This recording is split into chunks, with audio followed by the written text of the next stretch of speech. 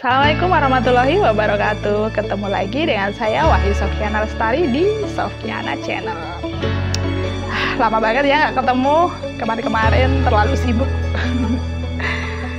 Oke, kita akan melanjutkan cerita kita yang kemarin. Kita akan masuk di part yang ketiga.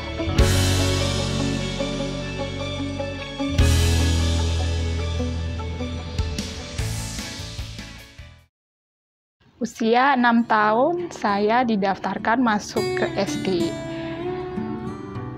Di kampung saya, satu-satunya SD ya di SD Giriwetan. Gerabak alhamdulillahnya ada SD yang dekat rumah, jaraknya kira-kira mungkin 500 meter dari rumah. Proses pendaftaran alhamdulillah berjalan dengan baik. Saya diterima dengan baik oleh pihak sekolah tanpa melihat kondisi, karena dirasa saya mampu untuk mengikuti pelajaran akademis di sekolah. Pihak sekolah langsung memberi kesempatan untuk saya mencoba dan alhamdulillah terbukti saya memang bisa. Awal-awal di sekolah semuanya berjalan baik. Saya diantar, waktu itu masih ada ibu di rumah. Jadi 1-2 kali masih diantar oleh ibu. Karena kondisi ekonomi yang memang harus cukup, ibu saya kemudian bangkit lagi.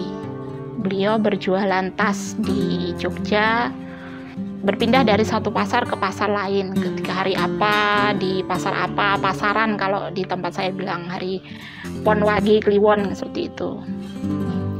Usaha ibu saya berjalan sangat baik. Waktu itu peminatnya cukup banyak. Ya, ibu saya melanjutkan sebagai tulang punggung di keluarga dan saya dirawat oleh simbah. Hari-hari saya diantar pagi, disiapkan sarapan oleh simbah, digendong. Waktu itu hanya saya, simbah, dan tante saya di rumah. Tidak ada sepeda, tidak ada motor, jadi setiap hari saya digendong belakang sama simbah saya. Jam 6:30 berangkat, kemudian jam pulang ya kira-kira kalau masih awal jam 10, kemudian semakin siang. Nanti ketika mungkin agak telat saya menunggu simbah saya datang menjemput. Alhamdulillah teman-teman saya baik, teman-teman saya tidak membeda-bedakan. Mereka mengerti dan paham dengan kekurangan saya. Saya tidak bisa mengikuti pelajaran olahraga, saya hanya di kelas ketika pelajaran olahraga berlangsung di lapangan. Setiap mengalami kenaikan kelas, saya semakin mengenal teman-teman saya. Alhamdulillah saya selalu memiliki seorang sahabat, kalau sekarang namanya bestie. Yang paling saya menjadi terkesan itu ketika saya mau ke kamar mandi. Jangankan toilet akses disabilitas ya, karena saat itu saya memang ya masih bisa jalan, tapi kan setiap kali jongkok nggak bisa berdiri lagi kalau nggak ada yang angkat.